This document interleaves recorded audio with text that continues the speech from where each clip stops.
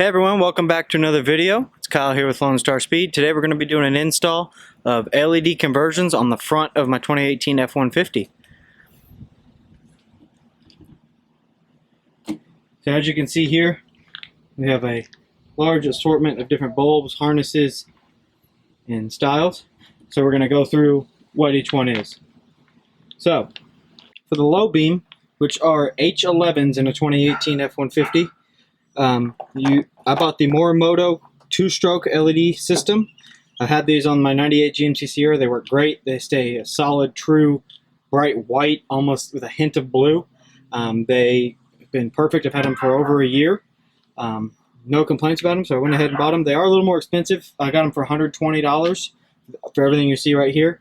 But I think it's well worth it. They're good quality. Instead of the metal fans that you have to spread out for like a heat sink, these I believe have a little fan in them that push the air out of the bulb housing. So these are H11s once again. This is the 2-stroke Morimoto kit. I got them on Amazon. Come with the 2 LED drivers, the 2 bulbs, the 2 adapters that make them an H11. So as they do is they go on and click onto this little dimple right here. And I believe they're reverse locked, so when you actually do the quarter turn to lock in the bulb into the housing, that everything stays tight. You also get these 2 little pigtails. It's the same on each end that goes from factory into the housing here. I'll show you how to do that when we hook it up. And you also get these extended dust covers caps because your OEM ones will not fit on top of those. Moving on next, we go to a fog light bulb, which are H10s. These I chose to do just regular plug and play, just an LED conversion. I also got them on Amazon. I believe they were like $17 or $20, something like that. I may upgrade to the Morimoto version. If I don't like the way these look, I'll keep y'all posted. Daytime running lights and the turn signals. So the amber ones that come factory OEM, I got these. They are 7444s. These are called switchbacks. So as you see, there's LEDs on the end. Those are going to be white. So my daytime running lights are going to go from amber to white. And then when you turn the turn signals on, these on the cylinder here are going to be amber. So it'll still have an amber blinker, but daytime running lights will be white. These, they also recommend getting the resistors to stop the fast flash. When you go to LEDs, the resistance is different from a halogen to an LED.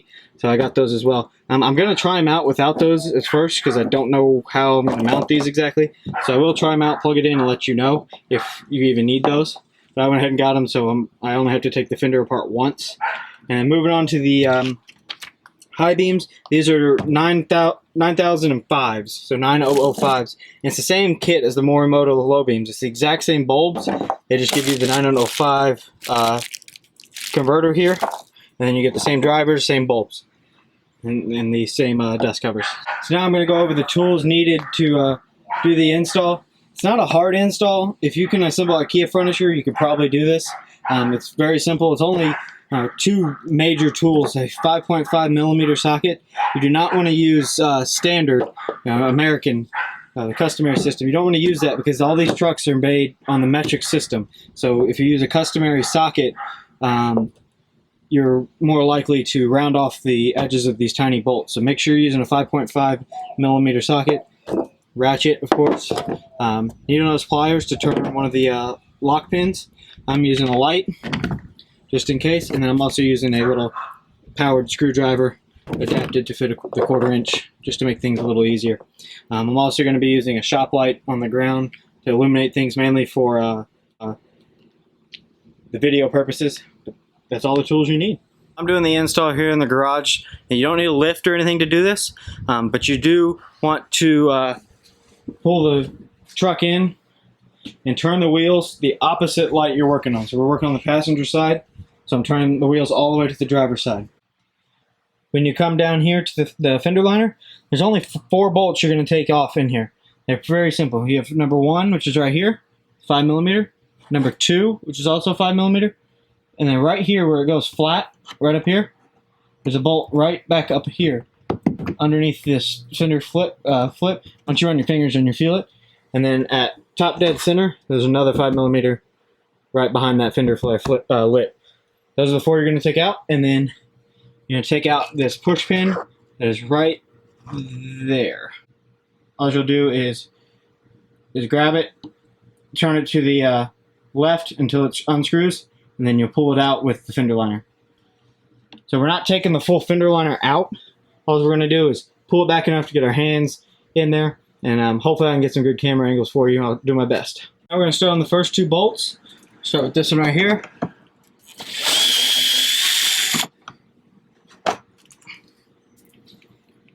Second one on top. Might need a ratchet for this one. Yep.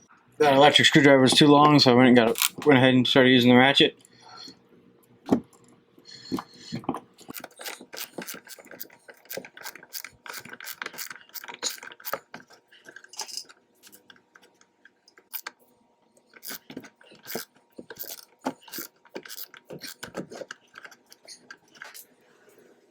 On this one up here, once again, you can't use the electric ratchet unless you have one of those 90 degrees, but it's right up here. And the last one's going to be top dead center right here. On this last one, this pin, I'm just going to reach in.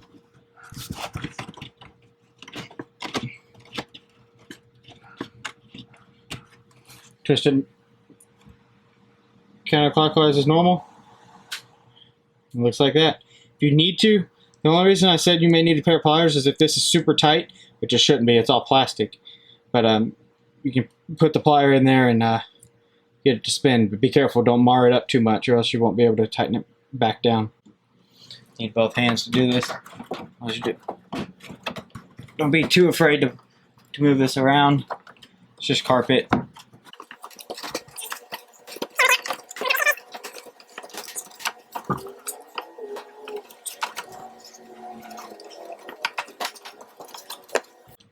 Alright, as you can see, I have tucked the fender flare, inner fender liner back behind the tire. And right here is the headlight. Harness right there is the fog light, down low. And then you keep coming up. Here's the bottom harness. That is your high beam. The brown amber looking plug is your daytime running light turn signal. And then one above that is your low beam. Pop those rubber caps off, and you'll see the back of a bulb. So in order to get these rubber pieces off, you just grab the tab, pull it off, and that's it. Set off to the side, and as you can see in there, there is the back of the high beam. Do the same up top here. I don't know if y'all can see this. It's super kind of high up there. There's the second one, and there's the low beam. So that right there is the low beam. We're going to start with that one because it's the one that's highest up there and is the hardest to reach. Stick your hand in there. Grab the housing, counterclockwise to the left, wiggle it out, should come right out. As you can see, it's dangling on a wiring harness. There's a little clip, put your finger under it, pull up. All you do is there's a little clip right here, see right here on my finger, you just put your thumb right on that back piece, push down, and the bulb comes right out. Alright, now we're doing the assembly on the bulb. So all we'll do is, the adapter ring has a nice bushing here, but that is the side that goes in the housing, as you can see. There are the 3 prongs that go in. As you see, they're all different sizes. So when you put this part back in the housing, when you slide the bulb in, it's going to be like this. You have to make sure you get the right size prong here lined up with the right hole in the back of the housing. Can't really get the camera in there to show you, but once you see it, you'll know what I'm talking about. But the way this goes on, it only goes on one way. There's a nice locking feature. It's hard to show on camera, very detailed in there. But this little pin right here on the light bulb locks inside this ring. So you slide the ring on, as you see, it won't turn. So back it off, turn it a quarter turn, try it again. That's it. You feel it, and it locks in. So it's nice and tight in there. So now when you put this in, it even locks in even more, and it won't come apart. The next step is to take the ballast, take the waterproof connector in of the light bulb, and the ballast. Make sure you're lined up right first. Don't damage any of the pins. Screw it down tight. And there you go. That's your whole assembly from plug to light bulb. So next step is to go ahead and feed in your LED bulb. There you go. And what I was doing, I was looking inside the front of the housing to see if where the tabs were and how I needed to orientate it in my hand. It was easier to look from the outside into the back of the housing to do it. So now all you do is you take the stock connector, and then on this one there's a tab on one side. I don't know if you can see it, but it's right here at the end, like on every connector. That's the side that goes up. Plug it in. Make sure it's lined up nice and straight. Plug it in, push it in really good, and it should click a little bit. I felt it. I'm going to go test it just to make sure. Correction. Plugging in straight from the ballast into the factory harness up here, the yellow and brown wire, if you can see it, that does not work. You have to use one of the supply jumpers in the Morimoto kit, and then it works. So I went ahead and already did that. I didn't film it, but while it's already plugged in and working, I'm just going to leave it. So you do have to use these. It's very important. It has to do with the connector, I think. The connector on the female part of the connector on the jump wire seems to be a little longer, so it fits into the factory harness better. So there's a reason they gave you these, so you have to use them, okay? Sorry, the truck's loud, but I hope you can hear me. As you can see, the light is working. It's a nice bright blue. On this side, it's the dull white halogen. So as you can see here, all the wiring harness is still dangling. So what we're going to do is we're going to tuck it back up inside the housing underneath the bulb. So I got it tucked in there the best I can. It's okay if it's sticking out a little bit because we're going to be using one of these rubber extenders, the factory housing, not the flat one. So hopefully I can get this on over that. I'll let you know. So on these Morimoto extended ones they give, for some reason they do not fit on the F-150. They just slide right in. So I've tried this one and the original one up top there on the low beam, but I don't know what I'm going to do. This one still won't fit and go around it. I'll let you know what I end up doing, but I'm going to continue on with the next light. Going to the turn signal. Same thing. Quarter turn down. There's your amber bulb. And all you'll do is pinch and pull out. That's all it is. Add the new one. Shouldn't really matter, but if it doesn't work, just flip it over.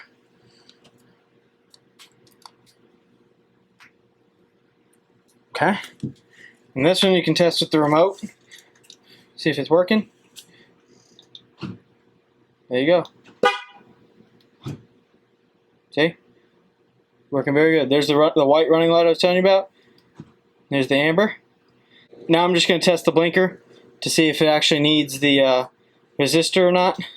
So I tested the blinker, and it does need the resistor. It acts like one of the blinkers is out because I guess the resistance on an LED is a whole lot less than the resistance on a halogen. So you do need the resistor.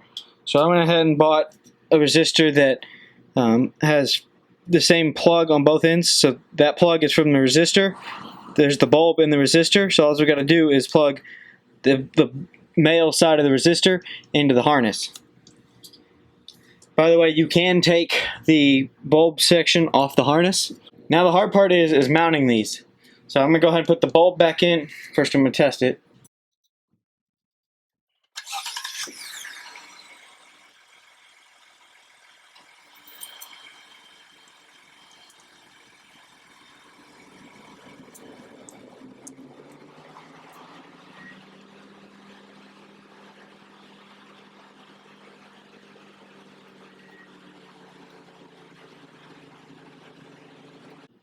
So I tested it. I believe it's working. Go ahead and put it back in the hole.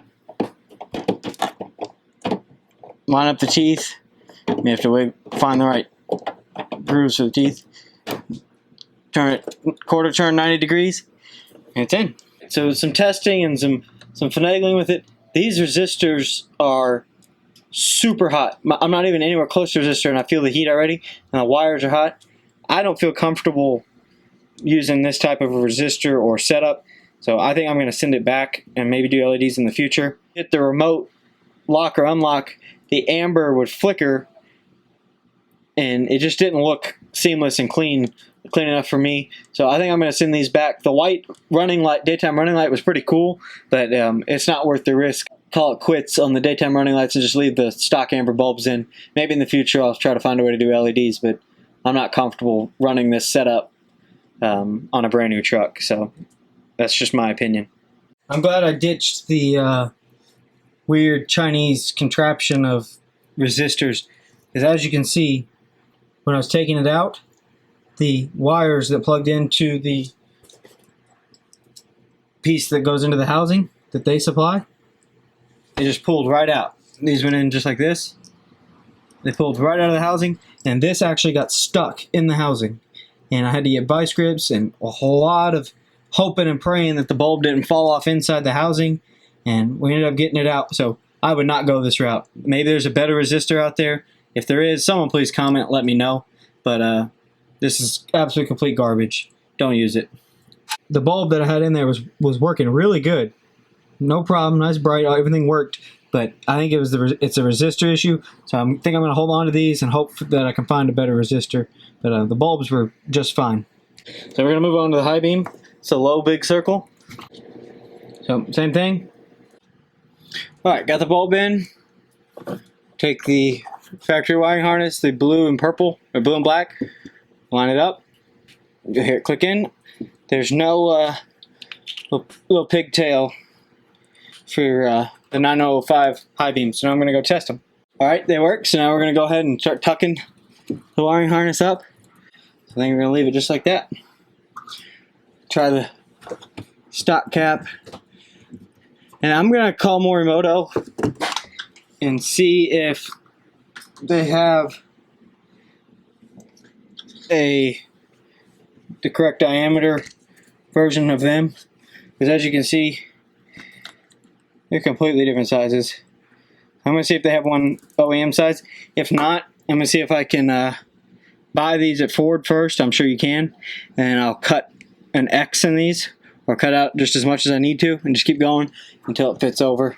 It's really close, but those big LED ballasts, or big LED bulbs, they stick out just enough, as you can see where it's hitting right here. So it's hitting right up top right there. But no big deal. I know the Morimoto stuff's all waterproof, so I'm not too worried about it. So I'll keep y'all updated on the route I choose to go, if I can find a Morimoto one or not. So let's move on to the fog light. The blue clip right there is the fog light. It's very hard to get a camera angle in there.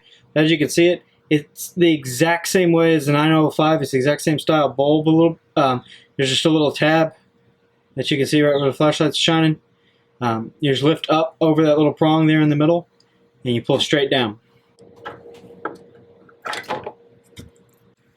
As you can see, just got the wiring harness off.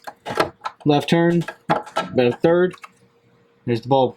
Take the new fog light, same exact style connector and everything. Put it in, line it up, turn it. You hear it click in. Sorry, missed that for you. Got it in. And once again, I hope you can hear me. So there's low beam, the fog light, the high beam would be exactly the same color. There's a difference between stock and factory. Big difference. Up on the wall, you see a huge difference in light output. And it's daytime behind me. Alright, so I double checked everything. Everything still works. So I'm going to go ahead and close this back up and we'll be done. Alright, so now you can see I got completed both sides. That's low beam and fog lights. This is going to be high beam and fog lights.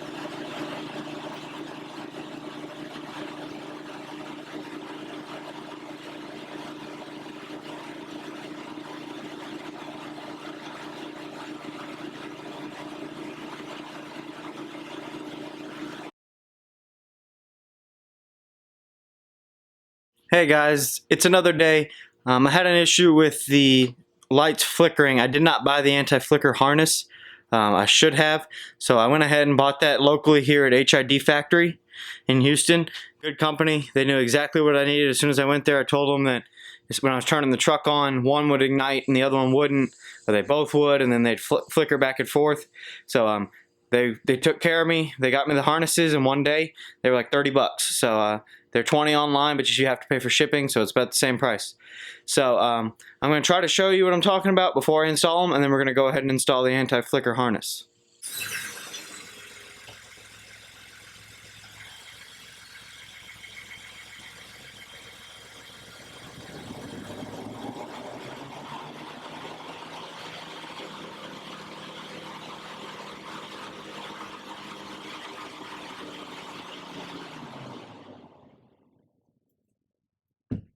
So as you can see there, when I started the truck, they both came on, and then when I turned the headlights on or off, one would stay on, they'd both flash. Neither one of them would come on, or one would flash on and then cut off real quick. So all those different little, patterns that the lights did isn't supposed to happen. They're just supposed to turn on and stay on until the truck turns off.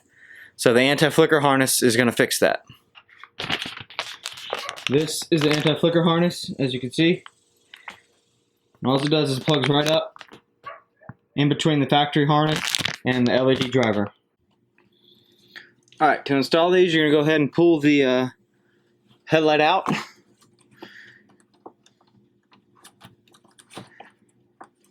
Make sure you pull everything out of the housing first. Ballast and all the wiring harnesses. As you can see, all that can fit in there. But you can't put the dust cover on. You can either drill out the factory dust cover. It's almost exactly with this line right here, and the Morimoto ones will fit in. What I'm going to do is I'm just going to cut an X in it, run the harnesses through, and then I'm going to zip tie the stuff somewhere up in here, probably to that wiring harness right there. That way most of the connectors are inside the waterproof housing, and the ballast and the anti-flicker device will be behind the cover here, the fender liner. So that's the route I'm going to choose. Let me take this apart and I'll come back to you. You have the little pigtail for the high beams. This plugs into the factory harness. See the yellow wire above my finger right here? That's the factory harness. The yellow wire goes into the pigtail. Pigtail goes into the driver. On the anti-flicker device, it's a lot more square, but it also has two connectors. This has to go in between the pigtail on this end, right here.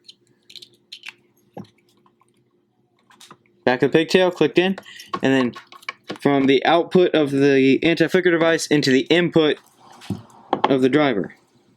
So that's why you can't fit all this up in the housing anymore. And you couldn't really put the original dust cover back on without the anti-flicker device. So you're going to have to do some type of modification anyways. So I'm going to choose to cut an X in it. Alright, so the factory dust cover, all I did was poke through, not quite dead center. Poke through, a little slice. You see there's a slice in there. Go the other way. Turn the other way. Just like that. So you actually get a nice little X pass through that you can pass all the wires through. So what I'm going to undo is the pigtail from the anti-flicker. I'm going to pass it through, and then I'm going to unhook the driver to the bulb connector. I'm leaving the bulb in the housing. Pull the whole thing out and run that little stainless steel connector through the X in the grommet and then reconnect it. So now you have your input and your output coming through the grommet. And the back of the housing is going to be waterproof, or mostly waterproof. That's all that matters. These anti-resistors and the anti-flicker and the driver, they're both waterproof rated. Okay, so as you can see, I have both wires running through the grommet. So now you just slide the grommet up the wires. And I'm actually going to tuck in most of the factory harness and the pigtail back into the housing, because that's probably the most fragile connections. Alright, so as you can see, the grommet's on up there. And all this is zip tied up here, nice and snug. The blue thing is the windshield washer fluid reservoir, and there's a nice fat harness that runs on top of it. You can see it, and then I just zip tied around it. Super snug, nice and secure. Plenty of distance away from the top of the fender liner, so if water does make it through this thick fender liner, it even has less of a chance making it all the way up there to the ballasts. or to the driver and the anti-flicker. So that's how I did that. And make sure you test everything after every time you unplug and plug everything, because the farther you get into it and it doesn't work, the more things you have to check. So after every time I plug in something or unplug something, I get up and go test it to make sure it still works. I highly recommend that, so that way you can track your problems. Alright, now on the other side I got the dust cover, the factory dust cover on without any cutting onto the high beam right here. So the way I did that, right now I put the bulb in, then shoved the driver right here. You can see it, the wire right here is going into the driver. It's sticking out past the housing. I put the bulb in, then shoved the driver in. And on the other side, I shoved the driver in, then put the bulb in. So by shoving the driver in first, you can get it farther back this way around the corner up into the front quarter panel of the light. And you can get the whole driver in there, and you can get the dust cover on almost completely. So I'm going to do that now. Alright everyone, thanks for watching. I hope you enjoyed the video. Found a lot of little tips and tricks that hopefully you'll find useful as well. If you do find them useful, please like, subscribe, and share the video. And comment below what you thought. If you want to see me do anything else to the truck, I got many of other plans to do. So stay tuned. Thanks for watching. See ya.